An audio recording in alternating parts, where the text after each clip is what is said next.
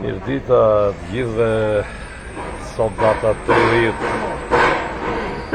korrik 2026,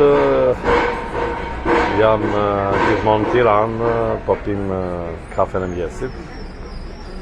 Edhe jam akoma me atë trullosjen e asaj që ndodhi këtu në protestë në Tiranë në lidhje me mua. Jo se unë nuk kam parë situata më të vështira, kam parë situata shumë më të vështira se kjo, shumë më të vështira. Kjo s'ishte asnjë gjë për mua. Por domethënë më shumë për të kuptuar situatën e vështirë ku jemi. Aty te kjo po të vini re me këtë protesta ka një regji perfekte, janë mbi gjitha ta di njerëzit. Edhe defekti, një ndër problemet ka shteti shqiptar apo qeveria shqiptare që e ka toleruar gjatë gjithë viteve, në të tjerë ka i zhurmë të madhe këtu, se dhja pengon video, që e ka toleruar që nuk ka sqaruar rolin e aktivizmit politik që financohet nga jashtë, nga tuajt. Pra që njerëzit kanë të drejtë, kur thonë që ata janë të paguar, për shembull, shteti, qeveria ka për detyrë të bëj publike emrat e njerëzve që merren me aktivizëm politik. Në përfaqe e ndryshme interneti që t'i gjejmë, që të dihet paguhet nga kosturja apo paguhet një tjetër që paguhet për të keq trajtuar nga kosturin protestë. Kjo është shumë e rëndësishme dhe me sa kam lexuar unë, qeveria shqiptare ka bërë përpjekje që të bëjnë transparente këto, ato djemë të rinj që janë aty, vajzat reja që janë protestë, që janë profesionistë, që janë protestues profesionistë. Pra janë aktivistë që marrin para, po marrin më shumë se sa merr një punonjës i zyrave, një mësues, po themi, një rrogë mësuesit e tjera. Qeveria shqiptare ka bërë këtë përpjekje, po se ka lejuar Europa. Mendoni se çfarë bëhet. Sepse Europa thot, unë do dërgoj ushtarët e mi, thot aty, t'ja bëj lëmsh Shqipërinë, vendin, sepse ju keni kërkuar të futeni në Europë. Atëherë unë do kem ushtarët e mi, të cilët do kontrollojnë demokracinë në Shqipëri, pra i bie për projektet e demokracisë, do kontrollojnë sipas atyre të drejtat e njerëzve, diritti umani, do kontrollojnë drejtësinë dhe do kontrollojnë dhe mbrojtjen e ambientit. Janë këtu është Europa prezente. Por kjo Europë nuk është shef që latë kosturin e përplasën aty, ta të pagurit e Europës. Këtë nuk është shef Europa. Sepse Europës nuk i intereson atë kosturin. Interesojnë ata që mundësisht të arrahin, mundësisht të vrasin fare atë kosturin. Dukoni se sa e vështirë është. Del flamur noka e kujtun ka gjithë dhe gëzohen tani me këto parullat që bëjnë këta, se këta së mundi që është as agent, se fjalla agent, sepse këta nuk e bëjnë në njërë sekrete. Kjo është faj shtetit që nuk bënd të publike, mbi emrat e këtyre, shoqatat ku bëjnë pjesë dhe sa para marrin muaj. Me që se këta janë të liqshëm, nuk janë të paliqshëm. Më kjo është detyrë e shtetit, sepse ti po bën një aktivizëm politik dhe influencon jetën publike. Nuk mundet ti të barazdosh me mua që vi nga Roma, që për të bërë ditën e për të ngrënë bukë duhet të ngrihem mëngjes dhe të gjej një orë mësim. Dhe ti që i merr paret me mijëra euro, si shmert ai i kryetari Sorosit në Shqipëri, merrte mbi 30.000 euro në muaj. Ju kuptoni çfarë skandali bëhet ata bëjnë politikën aty. Dhe këto politikanë të opozitës shpresojnë se këta do japin goditjen e Tiranës për të futur këta në koltuke. Dhe vëre dhe flamur nokër me cilën unë jam takuar, por për mu këta nuk kuptojnë gjë fare, asja kanë idenë se në çfarë detit të trazuar për jetojnë, për mu nuk e kuptojnë, asa Ilir Meta s'ka marrëvesh, akoma se ka marrëvesh se që përndot. Ku gëzohet me këto sloganet, ishe i slogan për shembull për Saramilën, Saramila e sultanit, kujtun për të prejtë burgu Elbasanit, i shka t'il me kërë. Këto janë tipiket formulimet që bëjnë njerëzit e Sorosit, që bëjnë njerëzit aktivistë politik mercenar të paguar. Nuk e bën një zakonshëm aty manifestus. Dhe mënyra e ndërtimit frazës se këto i njoh mirë se i njoh në Itali, është e tillë që janë këta.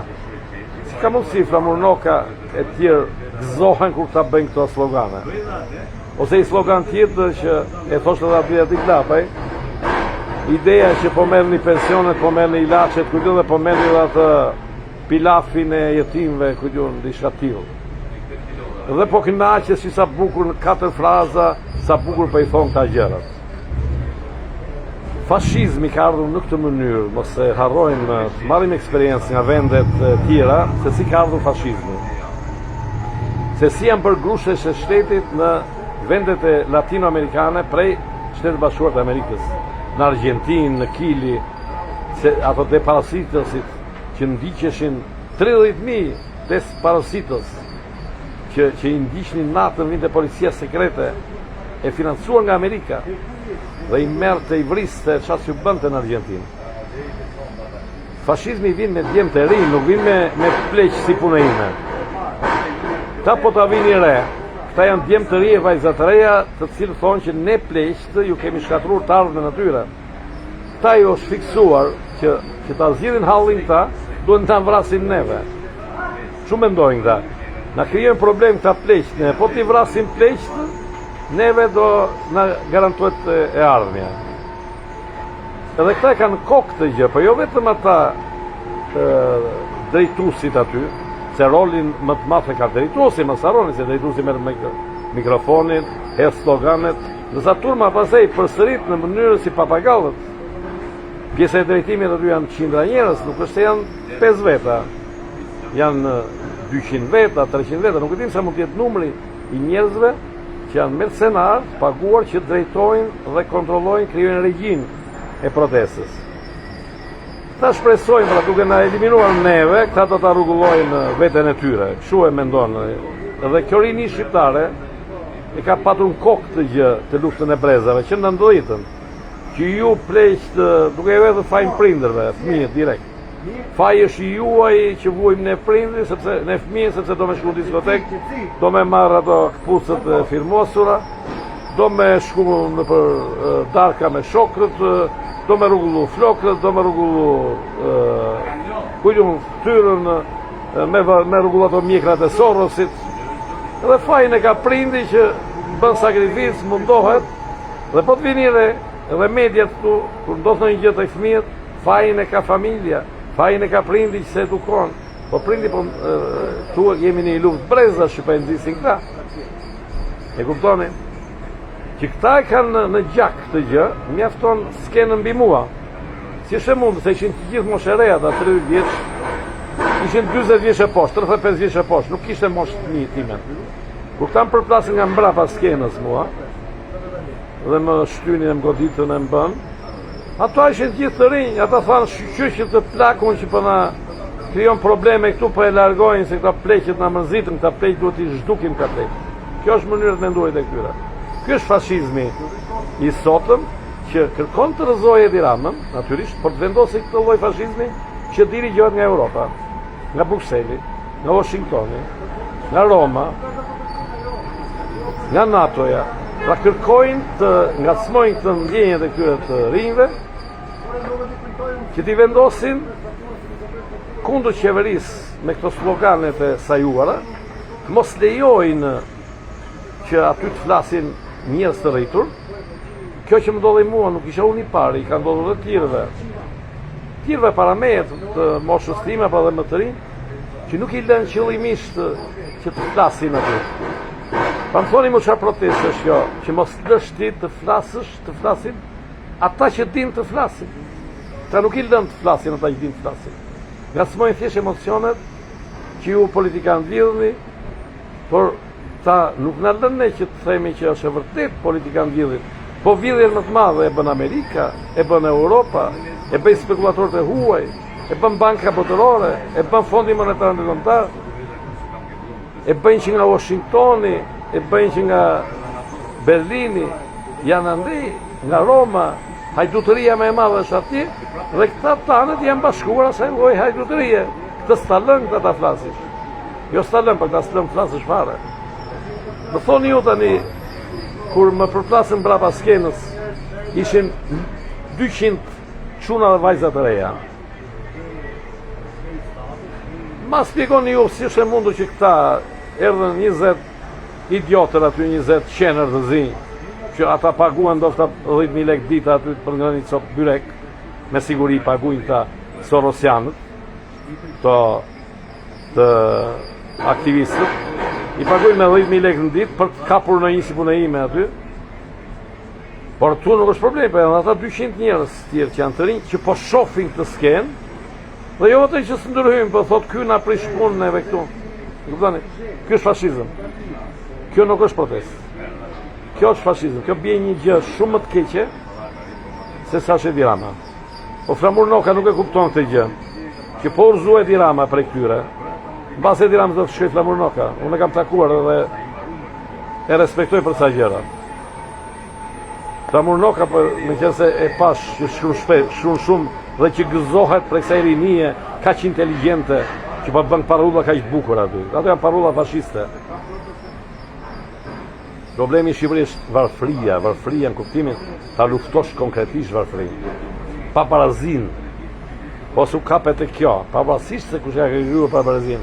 E ka krijuar politikani që vjedh, që është i korruptuar, apo e ka krijuar ai që ka shfrytzuar punëtorin, apo i tjetri që ka vjedhur aty ku ka shkëmbyer paran, valutën, apo te çmimet e larta, nuk ka rëndësi, por varfëria, kuptimin asimetrie e shoqërisë, pra paparazia që provon krimin e tjera. Por vetëm ti e sultani, Sara e sultanit, po do vete Burg Elbasanit. Se valla me zgjidhja janë burgjet, ta e kuptoni, këta janë fashistë. Fashistët kërkojnë që të varfrin, ta vrasin, ta eliminojnë fare, ose ta fusin burg, ta këtë kërkojnë. Pra jemi një përpall, po vazhdua kështu, nëse rritet numri në shtator, mbrapa këtyre, të dini do shkojmë në fashizëm. Dhe fashizmin se kuptojnë shqiptarët se çdo të fashizëm. Shqiptarët kujtojnë se diktatura me egrë ka qenë komunistja, jo, diktaturët më të egra në sistemin e kapitalizmit ka qenë diktaturat fashiste. Ato ka qenë diktaturat më të egra. Kanë vrarë në Argjentinë 30.000 veta për një natë. 30.000, aq sa Enver Hoxha nuk mund t'i vriste për një shekull, për 100 vjet. Ata kanë vrarë për një natë në Argjentinë. Desparositos. 30.000 veta, një natë i kanë zhdukur. Diktaturat fashiste. Se diktaturat fashiste janë raciste, si shton këta. Ta prejkem se ti, si pas tyre, shanë shqiptarët. Ne nuk shajmë shqiptarën vërtet. Ne shajmë racistët shqiptarë, shajmë nacionalizmin shqiptarë, shajmë racizmin, shajmë super racin gjoja shqiptare. Po këta, po t'i vini re me i fjallë, kë shajnë këta? Shajnë muslimanët. Po t'vi një rreziku i muslimanëve. Muslimanët janë për burgje këtu. Po interesosh atje shumë muslimanë për paraburgime vetëm se janë muslimanë. Vetëm se janë muslimanë. Abuzime nga më për një gjëkot. Janë këta që i ndjekin.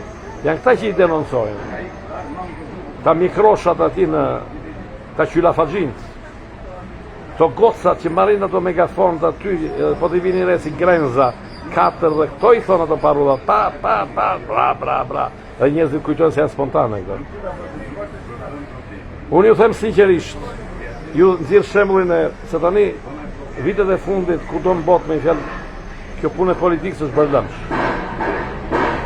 Dikur ka qenë me rregullt, kanë luftruar punëtorët përmjet grevave, janë ngritur pjesa punëtorë për ngritur pagat, për ngritur pensionet, dhe është luftuar që nga poshtë lart dhe është rrugulluar shoqëria në këto vendet e Europës sidomos. Tani me internetin, me kështu po bëhet i lamshimat. Por ju kujtoj vetëm këtë, që Italia ku jam unë, u vaksinuan mbi 80% e popullsisë, ku ishte vaksinimi me detyrim. Arriti puna tek 87% u vaksinuan. Ngeli 13% i fundit, i cili nuk pranon këtë. Aty pas edhe asnjë në ditë nuk e vaksinonin dot. Dhe që ky 13% të mos lejonte vaksinimin me forcë, njerëzit dolën për sheshe. Kush doli në përsheshe? Rinia 0. Kundër vaksinimit detyruar, pjesa e rinis, kjo rini që ju thoni është ardhmja e vendit, kjo nuk doli fare. Unë nuk jam kundër rinisë, por rinia duhet të ruajë traditën e gjyshit tim. Kur ne ishim të rinj e tjera, dëgjonim gjyshin, babajin e tjera, do të thënë nuk mund dalësh ti para prindit, ti mësosh prindit se si rritet fëmia. Nuk jam mëson dot fëmia, prindit se si rritet fëmia, pa bërë fëmijëve. Dhe po i mësona që ti, prindi im, ti babi nuk di të rritesh fëmijë. Po i jep mësim ti prindi se si rritet fëmia. Bëje fëmijën për vete, që ta shofish ti se si rritet fëmia. Se sa vështirë është ta rritesh. E ta edukosh, e të rrish mbrapa. Pra kjo lloj tradite që atë më të madhin ta dëgjojmë, që të mësojmë nga eksperjenca e tij, këtu nuk ekziston. Këtu ekziston harbutëria, arroganca, mungesa e respektit. Sidomos te moshere. Këtu moshere, kur ne i flasim në gjë në eksperiencë që kemi, nuk të dëgjon. Ju e keni njerë me nëverozh, nuk dini gjë fare. Ju aty jini. Ku dini gjë juve, pa e di si është këtu, ky vjedh, ky bën, fillojnë këto, kaq kilometra rrugë, kushtojnë kaq lekë. Ati duhet me vajte spaku, me denoncu idiotësira. Shkon njëri s'ka buktaj, denoncon të spaku një parlamentar që vjedh. Që ku kemi arritur, me budallëqe. Ti tani po merr në dorë rolin e shtetit, një policie, dhe po e zëvendëson ti, që s'ke buktaj, thash, sepse ai politikani po vjedh atje, dhe unë po shkoj te spaku. Ta denoncoj atë se 1 kilometër rrugë nuk bën 5 milion euro, po bën 4 milion euro. I bëri llogarit çdo njeri. Në vend të shkërkosh drejtën tënde, s'du pa barazim, nuk ka rëndësi nga vim pa barazia. Dua që ai që s'punon, të haj bukë dhe ai që s'punon. Këtë shtëpi dhe ai që s'punon. Pavarësisht se nuk punon. Sepse papunësia, varfëria, nuk është gjë vetëm personale, ja ka kriju gjithë shoqëria. Në tërësi, është përgjegjëse e gjithë shoqëria që një është i varfër, është i papunë. Nuk është vetëm ai e këtë fajin ti që ke ngelur i varfër. Pra, këto janë të gjata, por në Itali, ju them dhe njerë, vaksinimin e detyruar nuk e ndaluan të rinj, e ndaluan pleq si puna ime. E ndaloi mosha mbi 30 vjeçare, ishin shesh. Për mos ju thënë mosha mbi 50 vjeçare. E ndaloi Luc Montagnier, që për mua e vranë më mbrapa. I cili ishte 93 vjeç në shesh në Milano. 93 vjeç që jepte ato mesazhet që mësonte, që ka marrë çmimin Nobel për virusin e SIDA-s, në atë mosh luftonte që të frenohej vrasja e njerëzve nëpërmjet një vaksine të pakontrolluar, pa testuar. Pra, në 100 sheshe italiane, dolën mosha ime që e ndaluan atë diktaturë. Por dolën më shumë në pjesën e zhvilluar të Italisë, jo në pjesën e prapambetur. Jo në pjesën e jugut, jugu së lvizi fare. Lvizi Milano, Lombardia, lvizi Venecia, që ose ju kujtohet. Porti, ajo Triestja, porti Triestes u bë simbol. Punëtorët e porti Triestes. Milano, Lombardia, Torino, Firenze, Roma, Napoli, dhe këtu shkon. Poshtë pasaj s'ke gjë fare. Poshtë i kesi shqiptarët ata ande nga Kalabria. Ande ke arbreshët. Arbreshët ngrihen për kalin e Skënderbeut. Nuk ngrihen arbreshët për drejta, nuk din ata. Ata ngrihen me budallëqet e shqiptarisë dhe ata ju ka hyrë kosovarizimi dhe atyre. Ati ja u fusin ta.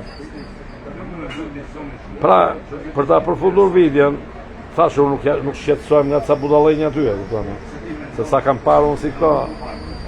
Neve që kemi bërë në rrugët e Romës e dinë sa emigrant aty.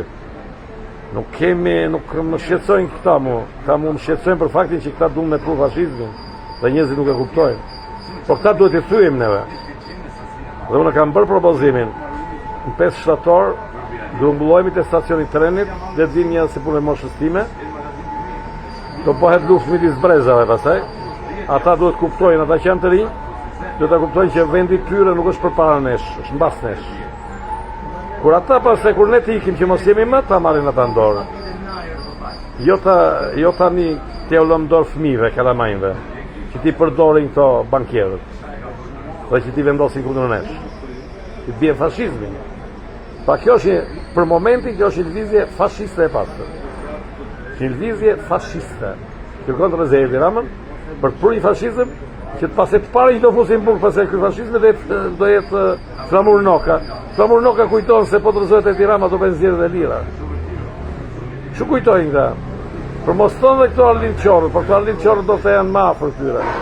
E këto lapajt janë ma afër. Po këto agronshet, nuk besoj se do e kalojnë kollaj po të vijin fashizëm. Do i mbysin këto. Po të vijë ky fashizmi do i thonë agronshet si ke për parat. Na i tërgodhe ti që ke për mendeshmëri. Këto milionat që pas ke blerë shtëpit vjetra e pas ke shqitu shtëpit të reja atje. Shofi mirë si ke bërë ti parat. Pra mos të lejoj fashizmin. Unë sot do shkoj të formalizoj kërkesën e grumbullimit, ftoj në moshën e pjekur më shumë, e ftoj që të grumbullohemi në 5 shtator, i djeti dhe shtunë me sati, është dita kur shqiptarët kanë arritur të largojnë kriminelin Gjerman, Prinz Vidin, me ato ushtrinë e tij kriminale të generalit Thompson që vriste fshatarët. Arritën atëherë mobilizimi i fshatarëve me ndihmën natyrisht të perandojës otomane, sepse perandoria otomane ishte akoma gjallë atëherë, dhe kështu që njerëzit ishin qytetarë të asaj perandorie dhe u ndihmuan, nuk diskutohet, ma ishte kishte fuqi perandoria otomane sepse ishte duke udhëzuar. Me ndihmën dhe të asaj arritën e larguan Prinz Vidin atëherë. Por pas Prinz Vidit pastaj erdhën këto komisionet ndërkombëtar kontrollit që ndërtuan kolonizimin e shqiptarëve dhe vllavrasjen, që na nxitën vllavrasjen. Pra ta kujtojmë atë datë me fotografinë të Haxhi Xhamidit, nuk ka pse, domethënë ata gjyshrit tanë u poshtruan në atë kohë, i varën, vetëm se u ngritën sepse s'kishin bukë, hanin, sepse po i shkatërronin këto perëndimorët. Po ju shkatëronin kulturën, identitetin, çdo gjë. Doin t'ja u shkatëronin, t'ja u zvendësonin me këtë boshllakun e shqiptarisë. Dhe njerëzit në mënyrë normale, natyrale u ngritën dhe fituan gjithë vendin në atë kohë. E fituan vetë kur ishin kundër të gjithë forcat imperialiste, kishin kundër dhe forcat dhe këto fqinjët si serbët, Serbinë e tjera. Por dhe Greqinë e kanë patur kundër. Kanë patur kundër gjithë bandën e intelektualëve të rilindjes. Kanë patur kundër dhe me gjithë ata arritën një vit gati rezistuan. E morën në kontroll aq sa mundën dhe pas e më mbrapa i vranë. I vranë pse? Sepse ishin trapambetur, ishin pa civilizuar. Nuk ishin perëndimor. Ishin të leckosur, të varfër, por ishin gjyshëritan ata. Dhe ishin të menshur, ishin më të menshur se jemi ne sot. Ishin gjyshëritan. Ishin 5 shtator, unë ju ftoj që të mblidhemi te stacioni i trenit, që të përballemi me këtë fashizmin tjetër. Aty të djemve të rinj që shkojnë mbas fashizmit, ju themi hajdini tek neve, të vinë tek ne, që mos mashtrohen prej fashizmit, se fashizmi të vret pastaj, jo vetëm të merr pronat, po dhe të eliminon. Të vret dhe fizikisht fashizmi. Jo njerëzit do i qajnë pronat pastaj, po do ju ikë dhe jeta. Pra mos e lejojmë as fashizmin e zi, as fashizmin e kuq. Se sot po me fashizmi kuq. As një lloj fashizmi. Dhe të mblidhemi te stacioni i trenit, të përpiqemi që të ndalojmë diktaturën. Të rrëzojmë Edi Ramën, por të ndalojmë diktaturën fashiste. Të ndalojmë diktaturën e Europës, diktaturën e bankave, diktaturën e financës spekulative, kriminale ndërkombëtare, diktaturën e Washingtonit, diktaturën e Romës, gjithë diktaturat perëndimore, pra, që ata i vendosin në vendet varfra, në vendet pa zhvilluara, në vende kur flasin varfra pa zhvilluar, në shqiptar nuk e kuptojnë çdo varfëri dhe pa zhvillim. Do të thotë që ti nuk ke asgjë në vendin tënd. nuk ke një ekonomi tënde në fare, vetëm hap buk, pik kafe, edhe harxhon para dhe kujton se para vjen nga qielli pastaj. Jure kalofshi mirë. Pra data është fiksuar 5 shtator. Stacioni tren gjemi në vend, lidhemi aty, a ka mundësi të mbledhemi 100.000 veta aty. Dhe tjetë mosha jonë, ajo që ta udhëheqi, sepse një ndër arsyet që Bashkimi Sovjetik ra në atë mënyrë dhe krijoi gjithë të problemet të mëdha që mbas rënies së Bashkimit Sovjetik filluan luftrat imperialiste, ku vetëm në Irak vran 1 milion njerëz. Sa ishte Bashkimi Sovjetik nuk kishte luftra që vrisin miliona njerëz. Rënja e Bashkimit Sovjetik në atë mënyrë, një ndër arsyet që shpjegojnë historian, thonë se Mikhail Gorbachev, që zvendësoi ata të parët, ishte shumë i ri. Kjo ishte një ndër arsyet që ra Bashkimi Sovjetik, sepse Mikhail Gorbachev ishte një moshë shumë të re. Mosha e re e tim duhet se ishte 54 vjeç. Mendoni 54 vjeç, konsiderohesh i ri. Kështu që ta të rinj duhet kuptojnë që këta duhet luftojnë, por duhet zgjedhin një plak të mençur që t'i udhëheqin. Jo të dalin ata si protagonist, se nuk bëhet revolucioni me 20 vjeçar. Nuk është bërë ndonjëherë, to me 20 vjeçar kur kanë dalë si protagonist ose kanë zgjedhur në i fashist, pastaj siç ka qenë Hitleri e Mussolini, ka ardhur fashizmi. Kuptoni? Që jemi 5 shtator, natyrisht do flasim gjatë gjithë kohës për këtë. Jure kalofshin mirë dhe një gjë të fundit. Ne bëm një bisedë me gazetarin Altin Tufa, të Piskut, një gazetar që unë jo se e falenderoj pse bëri intervistën time, po i para më ftoi vetë ai që nga Roma. Unë isha në Roma, ai më bëri ftesën. Dhe shumë korrekt. Të më thënë njëri që në fundit të lejon që ti të shpresh mendimin tënd. Përgjegjësinë ka çdo njeri që flet. Nuk ka pse ta marrin përgjegjësinë patjetër gazetarët. Çdo njeri ka përgjegjësinë e tij për ato që flet. Për të mbroj, të argumentoj pse i flet. Biseda me Altin Tufën, ku jam unë dhe vajza ime, të dy, është bisedë gjatë, është rreth 2 orë vërtet, kush ka durim, ta dëgjoj, e t'japi edhe në një mendim, si thuash, kritika natyrisht, që të zhvillojmë mendimin tonë në këtë periudhë që indiferenca është gjëja më e keqe në këtë periudhë, mbajeni mend. Se shoh ka njerëz që edhe të moshës time që pse janë mirë nga ana ekonomike për vete, ose kanë fëmijë mirë nga ana ekonomike, po harrojnë që 70% e shqiptarëve janë në një varfëri sot, që mbi 40% diskutojnë ato blejnë bukër me vallë ndarë. Këto se vënë fare në llogaritë, edhe bëjmë propagandë dhe këta që mendoni, se dhe mosha jonë ka problem, nuk ka vetëm rinia që shqiptarët nuk ka nevojë shumë për të bërë politikë sot, dhe duhet mendojmë për paranë. Duan të na shqyrpusin nga sot diskutime, që ne të mendojmë për paranë, të futemi të kjo jetë e përditshme, të skllavëria e përditshme, dhe të mos bëjmë politikë. Jo, shqiptarët një moment ose kosovarët më mirë akoma e të shkruan të votojnë fare, ata se kanë fare mendjen tek politika, ata flasin vetëm për paranë. Mos i dëgjoni këta njerëz. Më thënë, sot është koha që ta thyejmë indiferencën.